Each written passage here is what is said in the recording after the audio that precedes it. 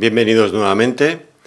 Vamos a continuar nuestro estudio en el Evangelio de Marcos. Estamos en el capítulo 1 y en esta ocasión vamos a comenzar a tratar los versículos 14 y 15 que vamos a leer inmediatamente. Dice así la palabra del Señor, Marcos capítulo 1, versículos 14 y 15.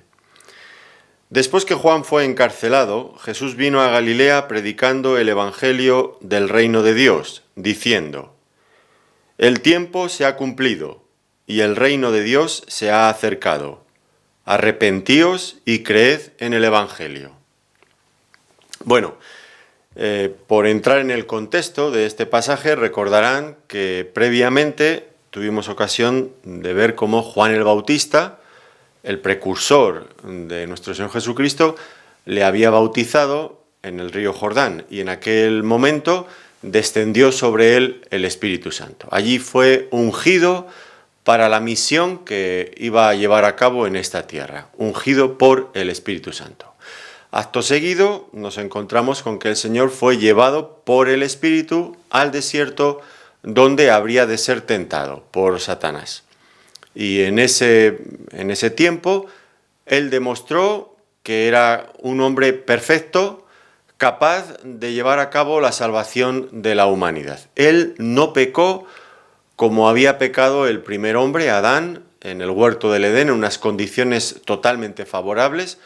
Nuestro Señor Jesucristo en el desierto y en condiciones totalmente adversas, Él soportó toda tentación y finalmente el diablo, por el momento al menos, le dejó. Por lo tanto, tenemos al siervo de Dios, a nuestro Señor Jesucristo, ungido por el Espíritu Santo y habiendo pasado la prueba de la tentación.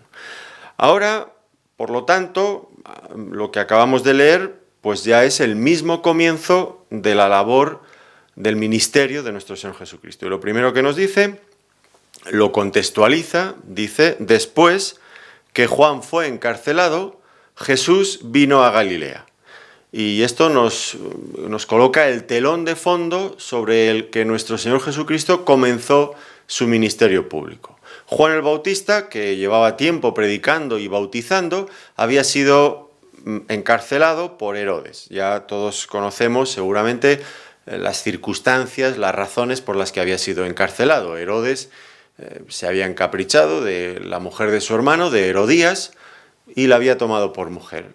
O ella se había encaprichado de él. Bueno, no lo sé. El caso está en que formaron un nuevo matrimonio y aquella mujer detestaba, odiaba con todas sus fuerzas a Juan el Bautista porque Juan le decía a Herodes: no te es lícito tener la mujer de tu prójimo. Así que Herodías estudiaba la forma de acabar con Juan el Bautista. Primero consiguió que su marido lo encarcelara y más tarde, recordarán en el capítulo 6 de Marcos, pues consiguió incluso que decapitaran a Juan allí mismo en la cárcel. Bueno, Juan el Bautista había pagado un precio muy alto por su fidelidad a Dios. No dio por bueno lo que no lo era y predicó la palabra hasta sus últimas consecuencias. Y murió de una forma muy cruel, muy desagradable. Ahora, sobre ese telón de fondo, ya digo, es sobre el que nuestro Señor Jesucristo comienza su ministerio público. Y lo comienza precisamente allí, en Galilea. Dice nuestro texto que Jesús vino a Galilea. Galilea era precisamente el lugar donde reinaba Herodes. Y era allí donde él iba a comenzar la proclamación del Evangelio del Rey. Allí mismo donde Juan el Bautista había muerto por fidelidad en el servicio a Dios. Por lo tanto, está claro que nuestro Señor Jesucristo estaba entrando, y eso era consciente de ello, estaba entrando en territorio enemigo, en territorio hostil. Herodes no le iba a tratar mejor a nuestro Señor Jesucristo de lo que había hecho con Juan el Bautista. Pero lo que estaba claro es que podían silenciar al profeta de Dios, al heraldo, a Juan el Bautista, pero de ninguna manera ni Herodes ni nadie en este mundo podrá silenciar la palabra de Dios. Y el Señor Jesucristo, de alguna manera, tomaba el relevo para comenzar a predicar el Evangelio del reino de Dios. Y nos dice efectivamente esto, dice que vino predicando el Evangelio del reino de Dios. Él dijo, el tiempo se ha cumplido y el reino de Dios se ha acercado. Ahora bien, aquí tenemos una serie de conceptos muy importantes que no podemos pasarlos por alto ni tratarlos a la ligera. Son conceptos de un valor, de una importancia fundamental. Por ejemplo, aquí se nos habla del reino de Dios. El reino de Dios se ha acercado. Y vamos a notar inmediatamente que el Señor Jesucristo no define el concepto, no explica en qué consiste el concepto del reino de Dios. Por otro lado, este concepto, yo me atrevería a decir que es como un hilo conductor que atraviesa absolutamente toda la Biblia, comenzando en el libro de Génesis y terminando en el libro de Apocalipsis. El reino de Dios, la manifestación del reino de Dios en este mundo, es un tema predominante en toda la Escritura. Es el tema que va dirigiendo todo el asunto. Por esta razón, ni el Señor Jesucristo ni el evangelista explican en este momento en qué consistía el reino de Dios, porque ese concepto ya había sido explicado abundantemente en todo el Antiguo Testamento, y el Señor Jesucristo lo que va a ir haciendo a lo largo de su ministerio es aclarando y perfilando ciertos aspectos del reino de Dios que no estaban totalmente claros en el Antiguo Testamento, que no habían sido revelados en toda su extensión, o aquellas interpretaciones que los discípulos y los judíos de su tiempo habían hecho sobre el reino de Dios, tal como lo encontraban en el Antiguo Testamento, pero que estaban desenfocadas, que estaban equivocadas. Y por lo tanto el Señor Jesucristo aquí simplemente nos hace el anuncio, predicó el Evangelio del reino de Dios. Nosotros, para saber qué quería decir esto, tendremos necesariamente que regresar al Antiguo Testamento y ir viendo cómo se fue desarrollando este concepto.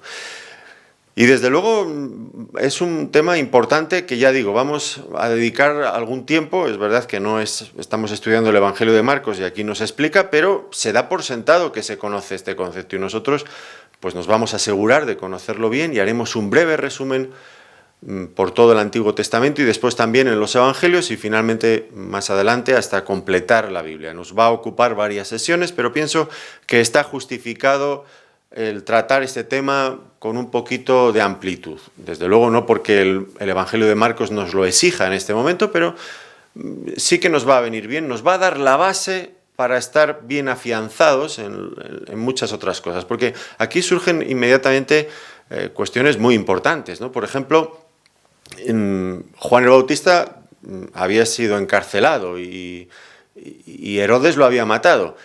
Bueno, ¿y el Mesías qué iba a hacer? El Mesías, nuestro Señor Jesucristo, no impidió que luego lo ejecutaran. En este momento había sido encarcelado, más adelante lo ejecutaron. Y el Señor era el Mesías, ¿por qué no hizo nada? ¿Por qué no le libró?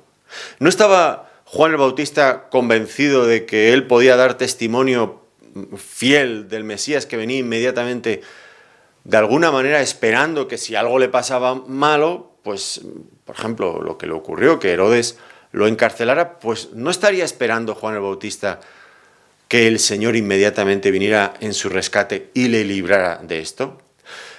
¿Debía de esperar esto o no? Bueno, el caso está en que el Señor no hizo eso.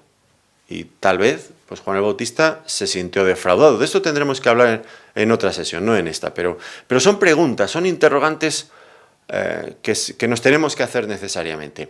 Por ejemplo, la venida del Señor Jesucristo, puesto que realmente era el Mesías, ¿implicaba también que Dios restauraría finalmente el reino a Israel en este tiempo?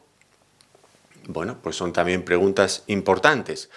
¿Qué quería decir cuando el Señor Jesucristo dijo que el reino de Dios se había acercado? Bueno, son interrogantes que nos iremos haciendo y que para entenderlos bien y darles una respuesta adecuada, ya digo, tenemos que regresar hacia el Antiguo Testamento y arrancar desde allí viendo qué significa y qué importancia tiene el reino de Dios y el desarrollo que va teniendo este concepto a lo largo del Antiguo Testamento. Ya digo que es un tema realmente muy amplio, muy extenso, y que todo esfuerzo que dediquemos a ver en qué consiste está bien hecho y desde luego pues vale la pena sin lugar a dudas. Entonces, vamos a hacer este recorrido rápido, tendrá que ser rápido, en esta ocasión por el Antiguo Testamento.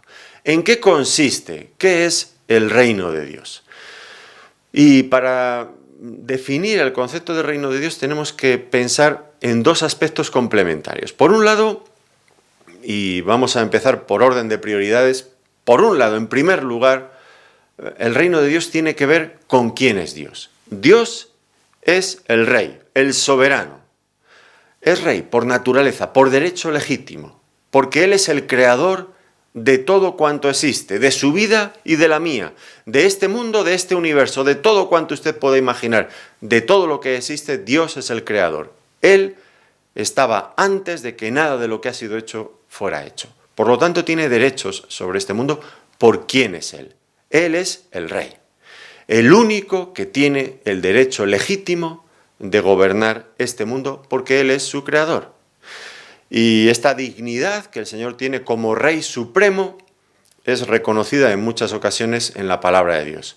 Ahora, por el momento, hacemos una escapada rápidamente al libro de Apocalipsis y allí veremos en los capítulos 4 y 5 cómo nuestro Dios recibe la adoración celestial precisamente por ese hecho. Dice en Apocalipsis, capítulo 4, versículos 10 y 11, los 24 ancianos se postran delante del que está sentado en el trono y adoran al que vive por los siglos de los siglos y echan sus coronas delante del trono diciendo, Señor, digno eres de recibir la gloria y la honra y el poder, porque tú creaste todas las cosas y por tu voluntad existen y fueron creadas. Por lo tanto, nuestro Señor es rey porque tiene el derecho por haber sido el creador de todas las cosas. Así que cuando pensamos en el reino de Dios, tenemos que pensar necesariamente en la figura del rey, y ese no puede ser otro nada más que nuestro Dios, el Dios eterno que lo ha creado todo. Ahora, en segundo lugar, el reino de Dios se refiere también al ámbito en el que Dios gobierna. Y en este sentido, puesto que Él lo ha creado todo, Dios es el rey de todo cuanto existe. No hay nada que quede excluido del reino de Dios. El salmista lo expresó muy bien en el Salmo 103, versículo 19, Jehová estableció en los cielos su trono y su reino domina sobre todos. En el Salmo 22, versículo 28, porque de Jehová es el reino y él regirá las naciones.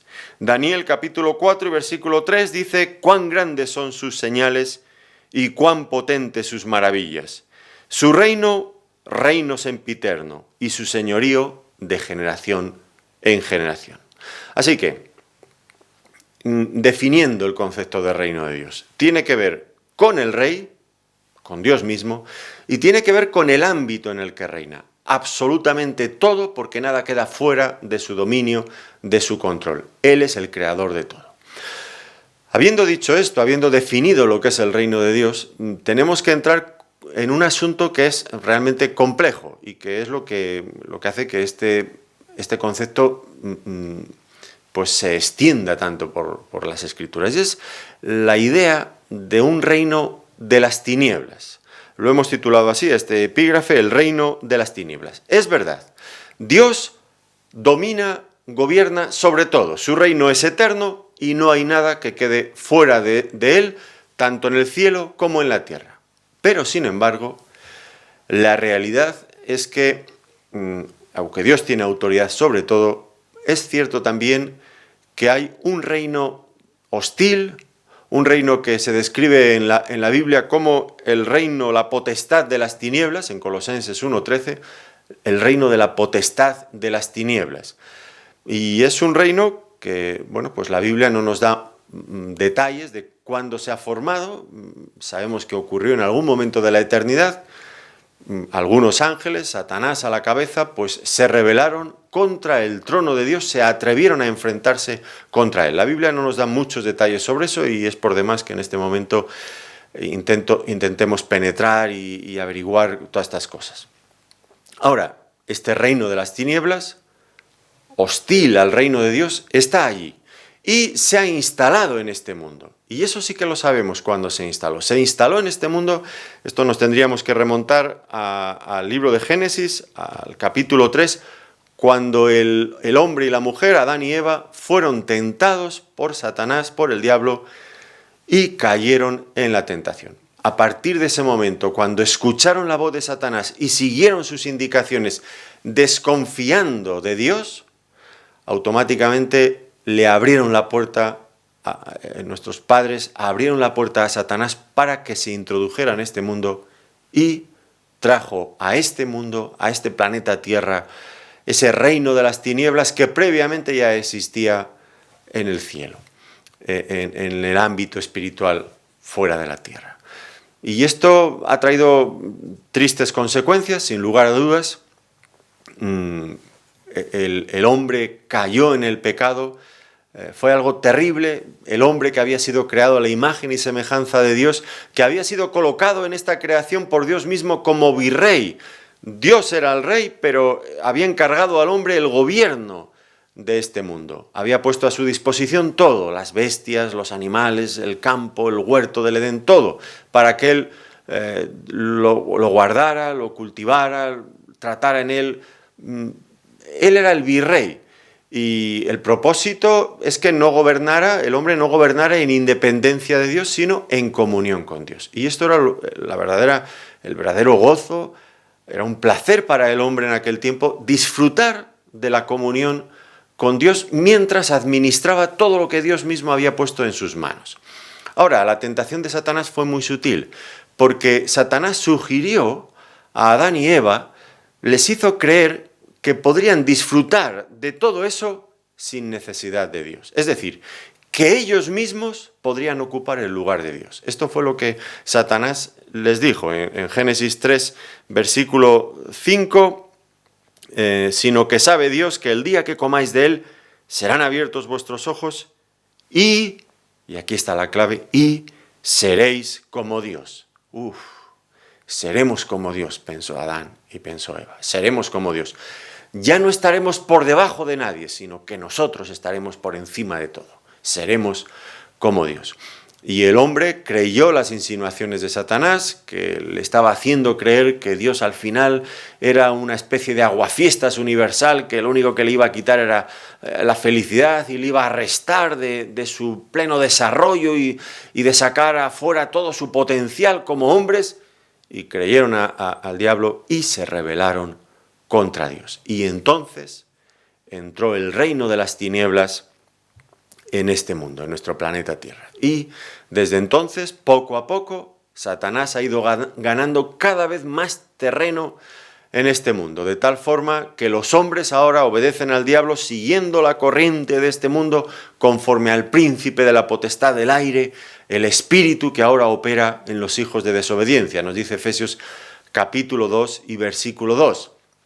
Y nos dice también en 2 Corintios 4, 3 y 4, que Satanás cegó el entendimiento de los incrédulos, para que no les resplandezca el evangelio, la luz del evangelio de la gloria de Cristo. Y así el hombre está en tinieblas y no acude a Cristo para ser liberado espiritualmente de esa tiranía a la que ha sido sometido dentro del reino de las tinieblas de Satanás.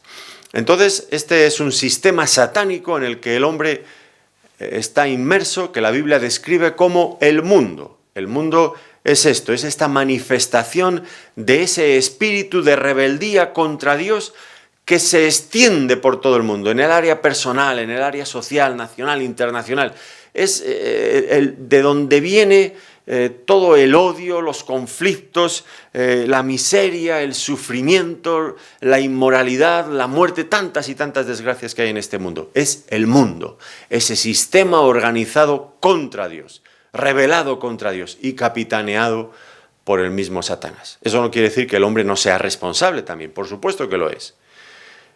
Satanás es el incitador, el hostigador, pero el hombre es responsable, claro que lo es. Y finalmente tendrá que dar cuentas ante el alto tribunal de Dios. Ahora, ¿por qué Dios ha permitido que Satanás ejerza su autoridad malvada sobre este mundo? Podemos preguntarnos, ¿no implica de alguna manera esto que Dios no es el soberano de todos los reyes de todos los reinos de la tierra? ¿Qué va a hacer Dios ante esta situación? Porque parece que todo queda en entredicho. Si hemos dicho antes que Dios gobierna en todas las partes y que tiene el derecho legítimo de gobernar, y resulta que hay un reino hostil que está ahí presente, ¿no es eso una contradicción? Bueno, es un tema muy importante, sin duda, y la Biblia nos da respuestas a esto, no las da de golpe, va haciendo una labor de educación del hombre para que entienda la situación y vaya viendo poco a poco cómo Dios llega a dar soluciones definitivas, pero lo va a ir haciendo poco a poco, enseñando al mismo tiempo por qué hace las cosas y enseñando al hombre cuáles son las alternativas reales que hay a todo esto. Ahora, entonces, ¿cuál va a ser la respuesta de Dios a la rebelión del hombre y a la rebelión de Satanás? Bueno, pues Dios es soberano, esto está fuera de toda duda, y es omnipotente, también está fuera de toda duda. Por lo tanto, Dios tiene el poder necesario para terminar con esta rebelión en un momento, sin grandes esfuerzos, sin ningún esfuerzo. Entonces, ¿por qué no lo hace? Y entonces aquí viene un tema muy interesante, y es que la revelación bíblica nos va a mostrar, a lo largo de toda la Biblia, que Dios se ha propuesto reconquistar este mundo no usando la fuerza, que como digo la tiene, no usando el poder, sino usando el amor y la gracia. Así que Dios empieza a trabajar en este mundo, empieza a trabajar con el hombre que había pecado para reconducirlo, pero por este camino, no por el de la fuerza. Eso no quiere decir que en un momento determinado Dios a veces ha tenido que usar la fuerza, pero no es esa la finalidad, no es esa la meta a la que Dios quiere llegar. La meta es reconquistar este mundo por amor y por su gracia. Pero es un camino largo y esto requiere su tiempo que lo veamos. Dios empieza, por lo tanto, un programa educativo. Hay que educar al hombre. La primera cosa, enseñar al hombre la gravedad del pecado y sus consecuencias. O entendemos que el pecado es grave y que tiene consecuencias o no vamos a avanzar. Dios se propone esto en primer lugar. Entonces, de cara a entender las terribles consecuencias del pecado, pues el hombre tiene que entender, tiene que darse cuenta de que hay implicaciones, que Dios es la fuente de toda vida y que estar alejados de Él nos priva de la auténtica vida, nos deja bajo la maldición y bajo la muerte. Así que el libro de Génesis, los primeros capítulos, ya inmediatamente nos van a estar explicando el precio, el alto precio que el hombre tuvo que pagar por independizarse de Dios. Automáticamente, si siguiéramos leyendo el capítulo 3 de Génesis, y les recomiendo que lo hagan, veríamos que todo cambió inmediatamente. La comunión, la amistad que el hombre y Dios tenían, cuando Dios se paseaba por el huerto del Edén y el hombre estaba con Dios disfrutando de esa comunión sin temor, sin miedo, sin vergüenza de nada, pues de repente eso cambia y el hombre se esconde de Dios, tiene miedo y tiene vergüenza. Son las primeras consecuencias. Luego vienen las acusaciones mutuas entre el matrimonio y aquí cuántas veces hay caos y conflictos importantísimos en los matrimonios y hoy parece que más que nunca unos se culpan a otros y aquí ya tenemos en germen esta misma cosa. Vemos que Adán, cuando Dios le pide cuentas, ¿qué has hecho? Y Adán inmediatamente culpa a la mujer que me diste. Ya empiezan las discusiones, las acusaciones entre ellos. Otro detalle muy importante, y es que el pecado introduce la maldición no solamente en la esfera de lo personal o de las relaciones interpersonales, sino también, y esto es fundamental que lo entendamos, en el ámbito de la creación. Dice Dios que a partir de ese momento Espinos y cardos te producirá el campo, la tierra, espinos y cardos. Es decir, la creación entera, el medio ambiente en el que el hombre está, se ve también afectado por la maldición del pecado. Y a partir de ahí, además, entra en el trabajo del hombre este elemento de frustración. Para conseguir su sustento tiene que trabajar y sudar. Y los espinos y los cardos pues son símbolos de esta tendencia de la tierra a producir lo inútil y lo dañino. Este elemento de frustración que nos rodea, porque la tierra, la creación se nos vuelve también hostil. Y ya no solamente con cardos y espinos, sino a veces de forma mucho más violenta, con otras cosas como terremotos, como volcanes, como, bueno, en fin, tantos elementos de la creación que se desatan con una furia y que destruyen a la humanidad también. Porque el pecado ha traído una maldición también sobre toda la creación. Además de esto, en el ámbito de la familia, ya no solo del matrimonio, sino de la familia, Adán tiene que enfrentar el hecho de que uno de sus hijos, Caín, mata al otro de sus hijos, a Abel. Y tiene que enterrarlo. Y es una auténtica desgracia, terrible, terrible para Adán. El pecado manifiesta lo dañino, lo malvado que es dentro del ámbito de la familia. ¿Cuántas familias hoy día destrozadas, hermanos peleados entre sí, en fin, tantas y tantas cosas? La propia sociedad también se ve afectada. Si siguiéramos leyendo, pues veríamos que empiezan estas sociedades arrogantes, y aquí tenemos a Lamec en el capítulo 4, un hombre altivo, orgulloso, insolente.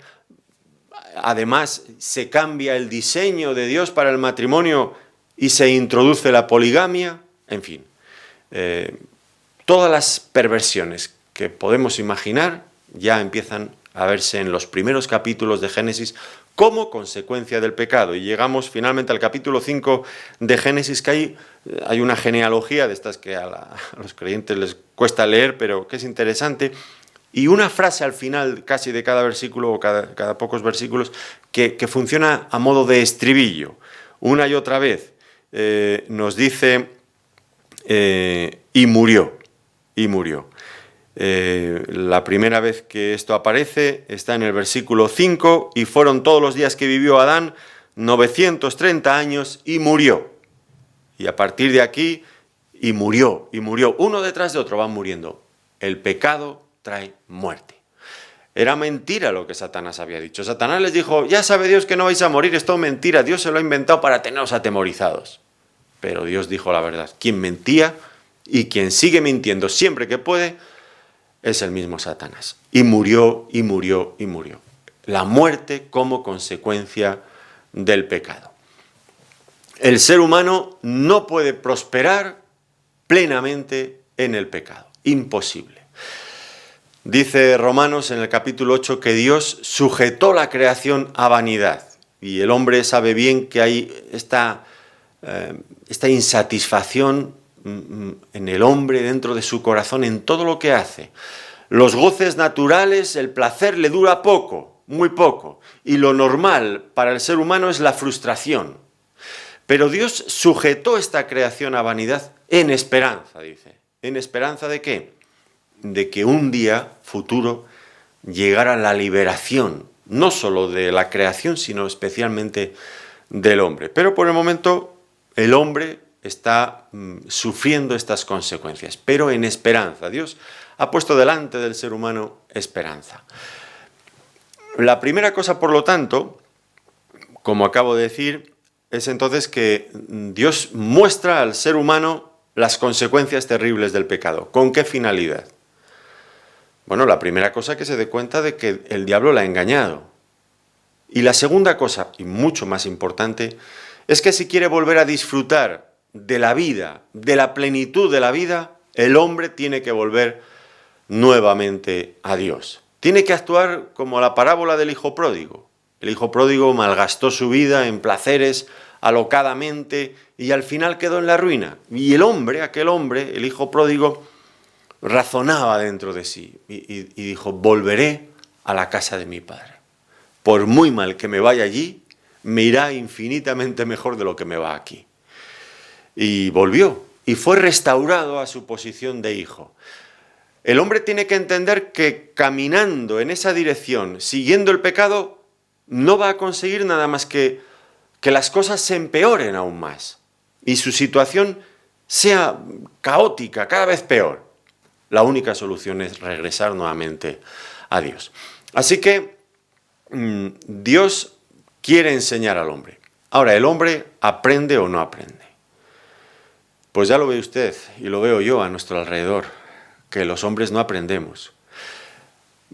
Cuando Dios nos llama, nosotros aún nos alejamos más de Él. Es como estos niños pequeños, rebeldes, que le llamas, niño, ven aquí. Y el niño te ve que le estás llamando y se va corriendo, y se va cada vez más lejos. Así actúa el hombre, pero con mucha más maldad, claro. Dios llama al hombre, venid a mí, arrepentíos, volved a mí y disfrutar de la vida. ¿Y qué hace el hombre? Cuanto más le llama a Dios, más lejos se va. Por lo tanto, el segundo punto es que Dios finalmente tiene que intervenir para juzgar el pecado. Y a raíz de esta situación que se nos describe aquí en Génesis, este deseo arraigado en el corazón del hombre de independizarse de Dios, por muy mal que le vaya, él quiere seguir adelante. El hombre se sigue endureciendo cada vez más y más en su pecado hasta llegar a un punto en que la situación se vuelve insostenible. Y nos dice Génesis capítulo 6, el versículo 5, y vio Jehová que la maldad de los hombres era mucha en la tierra, y que todo designio de los pensamientos del corazón de ellos era de continuo solamente el mal. No sé si a usted le suenan estos versículos. Están en el contexto del diluvio universal, pero bien podrían servir también para describir nuestra propia sociedad hoy día, en el presente. Es lo que se desprende después de haber visto el periódico, de haber visto las noticias en la televisión. El pensamiento del ser humano es de continuo únicamente el mal. Una sociedad organizada en hacer el mal. ¿Qué va a hacer Dios? Pues dice el apóstol Pedro en 2 de Pedro que el mundo de entonces pereció anegado en agua. Eso lo dice 2 de Pedro capítulo 3 y versículo 6. Toda la humanidad murió, a excepción de Noé y su familia. Esto es una forma que tiene Dios de dejar bien claro que en ningún momento ha renunciado a sus derechos legítimos sobre este mundo. Es su mundo, Él lo ha creado. Y cada vez que Él lo considere necesario, va a intervenir en juicio. No es lo que Él quiere. Él no quiere condenar al hombre, Él quiere salvarlo, pero a veces hay situaciones límite, como esta que está descrita aquí, que ya no hay opciones. Hay que amputar el miembro porque la gangrena ha ido ganando terreno y está todo, no hay forma de recuperarlo. Y entonces habrá que cortar la mano, habrá que cortar el brazo, habrá que cortar lo que sea. No se puede permitir eso. La corrupción es total. Entonces, si no cortamos, eso seguirá avanzando de forma imparable. Y Dios demuestra que Él es el rey legítimo y nadie le puede impedir juzgar en este mundo, porque Él tiene el derecho. Así que vino el diluvio, un juicio terrible. Un juicio terrible que no consiguió limpiar a la humanidad de esta rebeldía contra Dios. Y los descendientes de Noé, una vez que se empezaron a extender y a multiplicar nuevamente, pues otra vez se organizaron en su lucha contra Dios. Y aquí es cuando aparece por primera vez la palabra reino en la Biblia. Está en el capítulo 10 de Génesis, versículo 10. Y fue el comienzo del reino de Babel. El reino, una sociedad organizada contra Dios, el reino de Babel.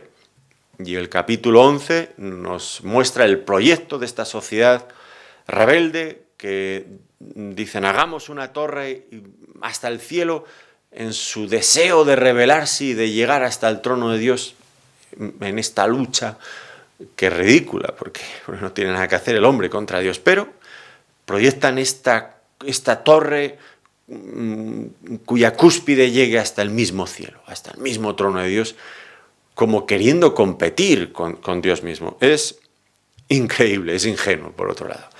Y Dios dijo a Noé que nunca más volvería a traer un diluvio sobre este mundo, de tal manera que ahora el juicio no es a través de agua, sino que Dios dispersa a toda la humanidad y confunde las lenguas en Babel, impidiendo que los hombres se vuelvan a unir contra Dios. Y a partir de ese momento surgen las civilizaciones, sociedades, por lenguas, por razas, en fin, todo eso cambia.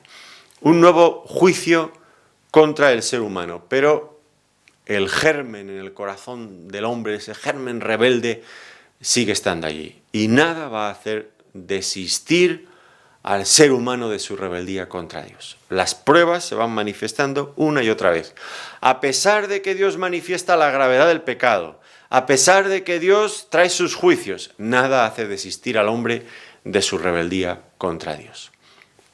Y así llegamos hasta nuestros días. Y vamos viendo que la cosa va de mal en peor. La maldad aumenta por todas las partes. Los líderes de nuestras naciones son incapaces de controlar la maldad y se enfrentan con retos cada vez mayores para los que no tienen solución. La falta de empleo, las guerras, el terrorismo, la sobrepoblación, la pobreza, la inmigración, las crisis de refugiados, la violación de los derechos humanos por aquí y por allá, el racismo, el cambio climático, la contaminación, la corrupción política, que no solamente pasa en un país, que pasa en todos los países, en algunos se conoce más y en otros menos, pero está presente en todos los sitios. Y así llegamos desde aquellos días hasta nuestros días. Y entonces nos preguntamos, ¿y qué va a hacer Dios? ¿Tiene esto solución? Pues Dios, tratando con todas las sociedades, imposible. El hombre se niega. ¿Qué va a hacer Dios? Y aquí llegamos a nuestro tercer punto. Dios intenta establecer su reino en una nación, en Israel. Ya no va a tratar con todo el mundo, ahora va a tratar con una familia en principio, con un hombre, con Abraham. Y a partir de él va a formar una nación.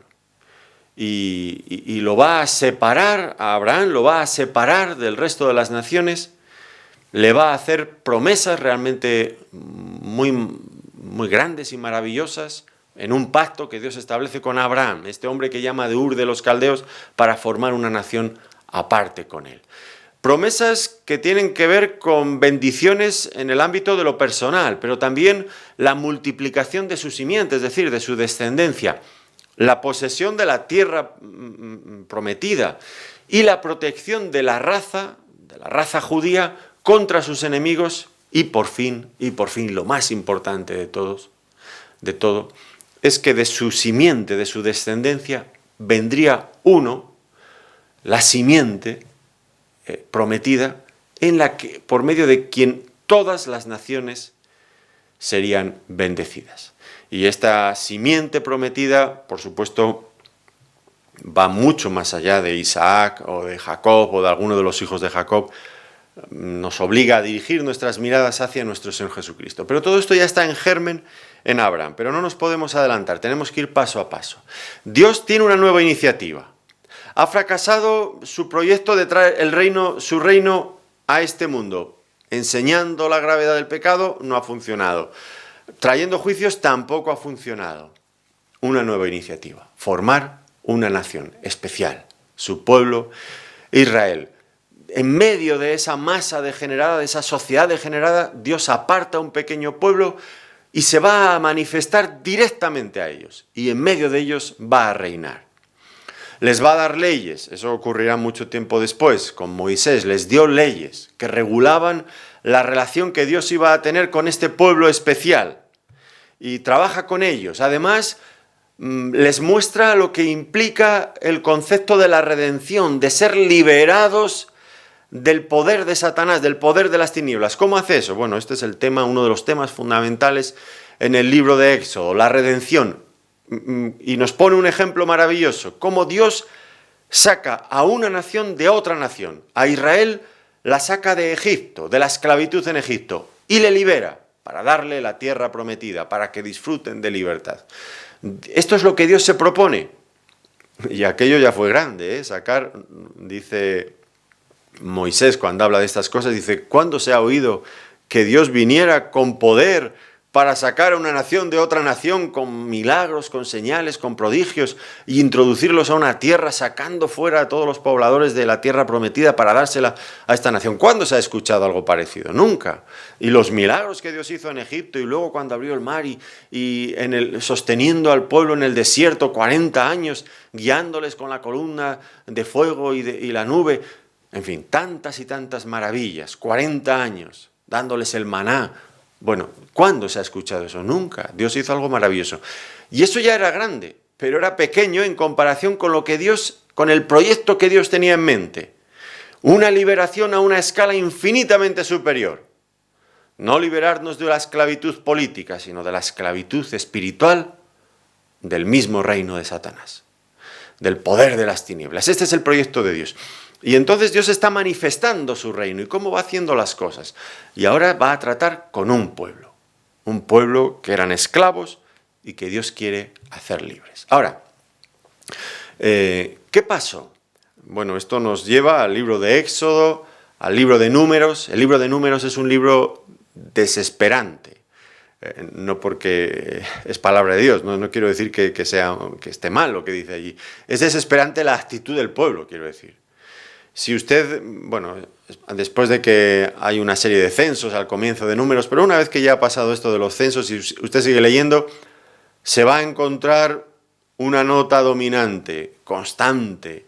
El pueblo murmurando, se quejaban absolutamente de todo, no había nada que estuviera a su gusto. Y la única idea que tenían en la mente era volver nuevamente a Egipto, al lugar de donde habían salido. No valoraban ninguna de las bendiciones de Dios. Así que es triste, muy triste, que a pesar de que Dios hizo tantas cosas maravillosas, llevándoles un libertador que fue Moisés, haciendo grandes prodigios y milagros, ellos en su corazón eran incrédulos contra Dios y una generación entera del pueblo de Israel quedó postrada en el desierto y no pudieron entrar en la tierra prometida. Fueron sus hijos, los que eran menores de 20 años cuando salieron de Egipto, los que pudieron finalmente entrar en la tierra prometida. Y nos dice Hebreos capítulo 3 que no pudieron entrar por causa de la incredulidad. Dios los había escogido y los había llamado para heredar, pero ellos dijeron no nos gusta el proyecto de Dios para nosotros. Es increíble, increíble. Hagamos una pequeña parada para reflexionar sobre lo que hemos visto hasta ahora. El hombre no responde a las consecuencias dramáticas del pecado sobre su vida y sobre la sociedad. El hombre no responde a los juicios de Dios, no responde por las malas, pero tampoco responde por las buenas. No responde al amor de Dios que lo libera de la esclavitud, que lo cuida, que lo introduce a la tierra prometida, no responde ante los milagros de Dios, no responde ante nada. ¿Qué le pasa al ser humano? Para que no reaccione cuando Dios está intentando ganarlo para su reino, para volverlo a bendecir, para restaurarlo a su posición de origen y aún mucho más que a su posición de origen. ¿Qué le pasa al ser humano? El problema no es de Dios. No es que Dios fracase en traer su reino a este mundo. El problema es que el hombre fracasa. Muchas veces criticamos a nuestros gobernantes y no nos gustan. Y desde luego hacen cosas mal, qué duda cabe de esto, ¿no? Pero seamos también un poco benevolentes con ellos, porque tienen delante de sí una tarea imposible. Imposible. Gobernar al hombre es una tarea imposible. Por muy buenas medidas, por mucha educación, por buenas leyes que imponga el hombre en este mundo, no va a conseguir cambiar este mundo. Tapará, solucionará, pondrá un parche en un sitio y le entrará una vía de agua por otro lado. Esto es la vida. Al final parece que solucionamos algo, pero a veces sí, solucionamos en un lado y por otro lado la cosa se empeora. En fin, es terrible y nuestros gobernantes no pueden. ¿Cómo va a establecer Dios su reino en este mundo? Pues A pesar de la incredulidad del hombre, Dios es fiel y cumple su palabra. Y Dios introdujo al pueblo de Israel en la tierra prometida. Y Dios, por medio de Josué, les dio en herencia aquella tierra. Ahora, ¿qué hizo Dios entonces? Bueno, otra iniciativa. En el libro de Jueces, bueno, ya a partir de Josué, pero especialmente en el libro de Jueces, Dios introduce una nueva modalidad de gobierno. Y estos son los jueces, hombres levantados puntualmente por Dios en situaciones de conflicto, de conflicto nacional. Dios levanta a jueces que con la ayuda de los sacerdotes pues gobiernan, dirigen al pueblo, lo liberan de problemas, de enemigos puntuales que están surgiendo. Y era un modelo que en algunos momentos funcionó. ¿Pero qué ocurrió? Nuevamente fracasó. ¿Y por qué fracasó? Bueno, por dos razones. Primeramente, la debilidad moral de los sacerdotes. ¿Se acuerdan ustedes? Al principio del libro de Samuel, la familia de Elí y sus dos hijos, Ofni y Finés, terribles, inmorales, a más no poder. Los hombres despreciaban las ofrendas de Jehová por causa de la inmoralidad de aquellos, inmoralidad que practicaban allí mismo en el tabernáculo de Dios, con las mujeres que estaban allí velando. Era terrible. Y por otro lado, los jueces no eran mucho mejores, no eran nada mejores que los propios sacerdotes. ¿Recuerdan ustedes el caso de Sansón, el último de los jueces? Un hombre caprichoso, sensual, que se enamoraba de cualquier mujer, de una y de otra, mujeres que le perjudicaban muchísimo. Un hombre inmoral. ¿Cómo hombres así podían juzgar y dirigir, formar el reino de Dios en medio de esa nación? Un fracaso terrible. Llegamos entonces al libro de Samuel, y Samuel fue el último juez. Y en Samuel, en el primer libro de Samuel, encontramos una nueva modalidad en la que Dios vuelve a intentar introducir su reino en este mundo. Dios instaura la monarquía. Inicialmente no fue a iniciativa suya, sino iniciativa del pueblo, que querían ser como las otras naciones. Y el primer rey que tuvieron fue un rey a la medida de lo que ellos habían pedido. Saúl, de hombros para arriba, era más alto que todos los israelitas. Siempre me recuerda al rey que tenemos en España, a don Felipe VI, que siempre que lo vean ustedes en las fotos o en los vídeos, pues de hombros para arriba, en fin, siempre es más alto que todos los demás gobernantes que haya a su lado. Un hombre muy alto. Bueno, Saúl era un hombre altísimo, un hombre con mucha apariencia, pero luego era un hombre que tenía un corazón rebelde contra Dios. Y fue desestimado, fue descartado precisamente por su rebelión, porque no se sujetaba a la palabra de Dios, de ninguna manera. Y entonces Dios, en respuesta a esto, finalmente introdujo a un rey conforme a su corazón. Y ya saben ustedes a quién me estoy refiriendo, no es otro que el mismo rey David. David era un hombre que también es verdad, tuvo sus momentos de debilidad, pero era un hombre conforme al corazón de Dios. Allí donde Saúl había fracasado estrepitosamente, el rey David era un hombre fiel, que incluso aun cuando pecaba, él reconocía su pecado, se arrepentía, lloraba ante Dios y dejaba que Dios le restaurara. Además, por otro lado, pues David siempre se refería a Dios como Dios mío, Rey mío, dice el Salmo 5.2 y el Salmo 145.1. David nunca se consideró que él estuviera por encima de Dios, él era un siervo de Dios. Y nunca olvidó el inmenso privilegio que Dios le dio de gobernar a este pueblo, pero él estaba siempre por debajo de Dios como rey. Finalmente Dios hizo con David, con este hombre conforme a su corazón, le hizo una promesa. Igual que en el pasado había hecho una promesa a Abraham, de tu simiente, en tu simiente serán benditas todas las naciones de la tierra. De Abraham, habiendo pasado distintas generaciones, llega David, el rey David, y Dios vuelve a hacer otra promesa al rey David. Y dice, un hijo tuyo se va a sentar en tu trono y va a reinar conmigo eternamente y para siempre. Eso queda recogido en varias escrituras muy importantes, se repiten varias veces en 2 de Samuel, capítulo 7, en 1 Crónicas, capítulo 17 y en el Salmo 89. Allí está el pacto que Dios hace con David. Un hijo tuyo se sentará en el trono y gobernará eternamente. ¿Quién sería ese hijo de David? Bueno, ya todo esto nos está apuntando en cierta dirección. Si antes hemos dicho que la simiente de Abraham sería el Señor Jesucristo, el hijo de David no sería otro que el mismo Señor Jesucristo. El Señor Jesucristo recogería en su propia persona el testigo que habían dejado tanto Abraham como David, las promesas hechas a cada uno de ellos. Así que ahora tenemos que pensar quién era este hijo de David. Y David tuvo un hijo inmediatamente, que fue Salomón, que se sentó en su trono, pero Salomón nuevamente manifestó cierta debilidad de carácter, sobre todo al final de sus días, cuando las mujeres extranjeras le perdieron y él se volvió un idólatra. Era inconcebible que un hombre de tal sabiduría pues se convirtiera en un idólatra, adorando a los ídolos de las naciones a su alrededor.